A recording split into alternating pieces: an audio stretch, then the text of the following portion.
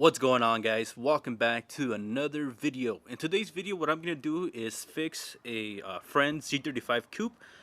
It's leaking a lot from the valve covers, so I'm going to try to replace those today. I do have a video showing you guys how to do that in detail, so click above if you guys are interested in watching that.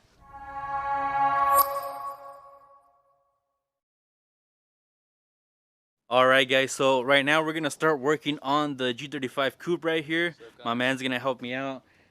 He's going to be the cameraman and also help out in between. The engine's a little hot right now, so we're going to let it cool off for a little bit, but at least in the meantime we can try to take off everything from the top. So I already went ahead and disconnected the battery. Very important to disconnect that so you don't mess anything up. Blow yourself up. Yeah, blow yourself up. And then right now what I'm going to do is just start disconnecting the intake right here out of the way. So loosen up that clamp, loosen up this clamp right here, another 10 millimeter. You don't really need to remove the whole intake, however it does make it easier for me, so I'm gonna go ahead and do that. We're almost done removing this intake plenum. We just got to disconnect this hose. Once we have that disconnected, there's gonna be some grounds like to the harness. You unclip and unbolt and they basically come out. So right there I got a little trick. We use this, look. Use that right there. You gotta do it like this, huh? Yeah, you can do it that way, but I find it easy the other way. You can do that too, though. Look, and then now use that to pull back, and then it should be able to come out. Yeah, wiggle it side to side. There you go. Sweet. Yeah, and the plenum is pretty much free at this point, so we just gotta get that hose out. So like I said, once you remove that hose, this plenum pretty much is free. But when you lift it up, you're going to want to use some pliers like that to remove two hoses in the back that go to the throttle body. Which, funny enough, I actually made a video on how to delete that system on your vehicle, so check it up in the video description above.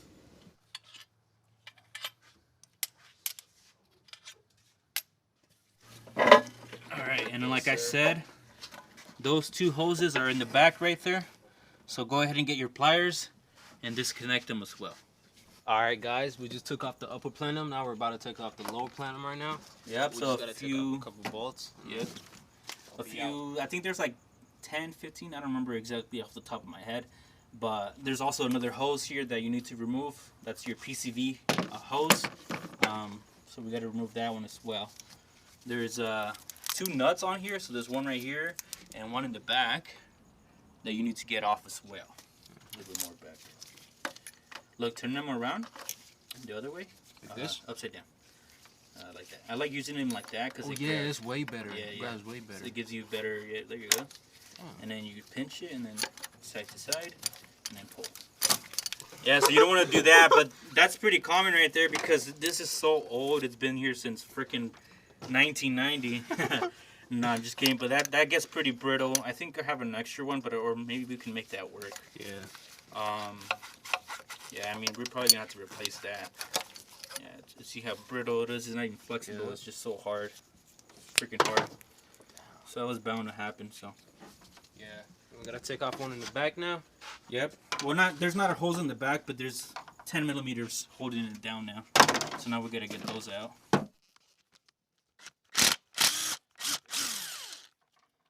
Fish this guy out.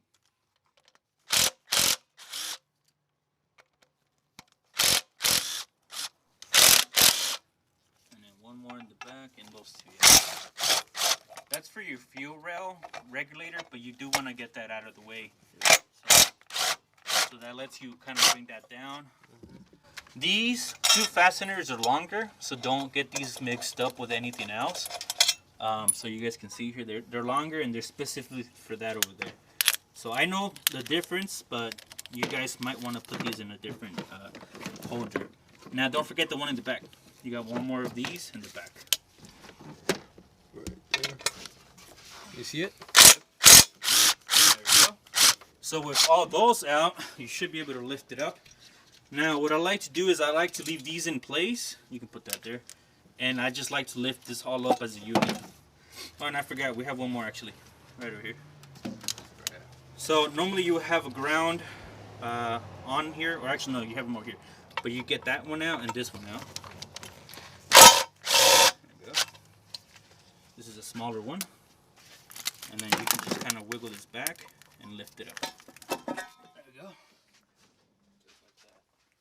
We got the lower plenum out. What I like to do here is get like a rag or something to plug up the hose that go down to the pistons.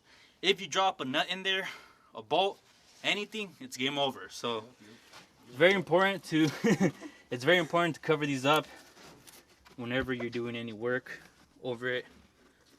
So we'll cover them up so nothing falls in there. Now what we got to do is remove the coil packs and the wiring harness off the valve covers. This is the thing that's going to take the longest time. So just take your time here. The clips are brittle. They can break. So just be slow when you're doing this. Unless you're like me, I'm pretty fast. But yeah, there's just 10mm fasteners holding everything down here. You want to make sure that this harness is as loose as possible so that we can use bungee cord to kind of hold it off to the side, and it's not going to interfere when and it's not going to interfere when we put the valve covers back on. So we'll go ahead and do that right now. All right, coil packs, right? What was that? Coil packs? Yep, coil packs. I'm gonna get the harness out first and then the coil packs. But the harness is pretty easy to move off to the side once you disconnect all the clips from it. So I'll disconnect the coil packs now. Yep. You gotta be careful doing it. Yep, and then we actually already did the coil with the spark plugs on this car not too long ago. So we know that the spark plugs are good. And then that's why we're doing the valve cover. It's because the spark plug tube seals are leaking pretty bad.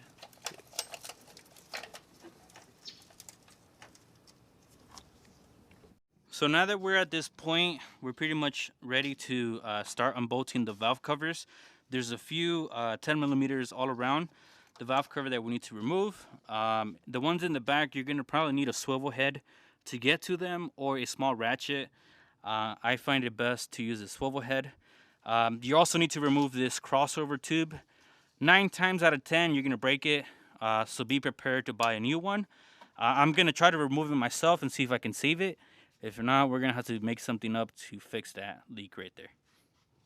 All right, we just took the bolts out. Now we're about to take the whole valve covers off. Yep, so I use a pry tool or something just to kind of pry it out. If you're gonna reuse this valve cover, don't overdo it. You just need a little bit, kind of work your way around. You can kind of hear it pop. If you feel a strong resistance, stop, because you guys can see I didn't really do much. It's possible that you might have a bolt still somewhere, so just don't overdo it. And go ahead and remove this guy out of the way. There we go. It does look pretty clean in there. Honestly, it's not that bad. No, it looks pretty good. There's not any sludge or anything built up on there. Yeah. We got those removed. What we got to do is install new valve covers, obviously. But before we do that, look at the old gasket. Look how brittle it is. Like, yeah, Nissan really did this. Yeah, Nissan did this. So we're not gonna reuse the valve covers because these spark plug tubes are leaking pretty bad. So these are basically trash now. We're gonna install brand new OEM from Z1 Motorsports. So original equipment right here. This is what I recommend for you guys installing valve covers. It's a pain in the ass to do valve covers, right? So you don't want to cheap out on these. You don't want to get eBay valve covers. They don't really last. So I would avoid doing that. Like I said, these are OEM, so we shouldn't have any issues with them. Before we install the valve covers, what we have to do is clean up the mating surfaces. I like using a Scotch Brite pad or a small razor blade to kind of remove the RTV. You guys can see there's RTV right here in the corners. That's the only place that you want to put it.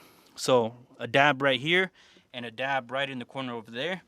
A dab right here and another one on the bottom right there. That's the only place that you should be putting RTV. Everything else needs to get cleaned up and prepped for the new valve cover gasket. So we're going to do that right now and put everything back together. All right, we're back. All we're doing right now is just taking off the dirt on the sides right here so I can put the gaskets on. Yeah, so I like using a razor blade to do this, but you got to be very careful not to damage the mating surface. So either hold it straight on the mating surface like this, or go as flat as you can without damaging it. And all you're doing is basically taking off the old gasket material. You don't need to clean it perfectly. Alright guys, we're back. We just cleaned it off right now, so it looks a little bit more clean. We're about to install the valve covers onto the vehicle. You can see that we have a little bit of RTV on the corners, like I said. But before you install this valve cover on, it is kind of tricky to get it into place.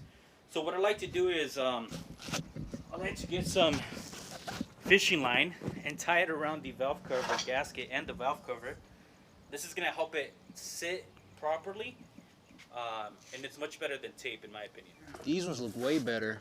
Yeah, they're nice and pliable. The other ones, if you remember, they're freaking hard. Mm-hmm. Y'all want to see the difference? This is the old ones. Look at that. Breaks right away. Look at that shit. So we got the valve cover gasket on the valve cover, brand new valve cover from Z1. And I've never seen this before on all the valve covers that I've done. This is the first valve cover that stays into place. The valve cover gasket normally will fall off. I think that has to do with the old valve covers being warped. So I guess we don't have to use the fishing line after all. Alright guys, he's gonna put it on right now, and you gotta make sure it's pretty tight right there, right? Yeah, you just gotta kind of hold on to it. If you see this fall, take it out. But if you're at that point and you're ready to commit, just do it. Yeah, fuck it. This is holding on pretty good, so we're gonna make it quick here. I angle this down first, and then pass it over here at an angle. Make sure everything's on there. You know, you gotta make sure no dirt is down there or nothing like that, you know? This is the last No bolts or chance to nothing. check, so make sure that everything's good before you put it in. Alright, this one's gonna be the more difficult one because you gotta lift all that shit up and Yeah, so that right there. If it's not high up there, don't even try. You gotta be committed at this point, so let's see. You gotta be careful. As I said, because of the dirty stuff in there, you gotta be careful about that too.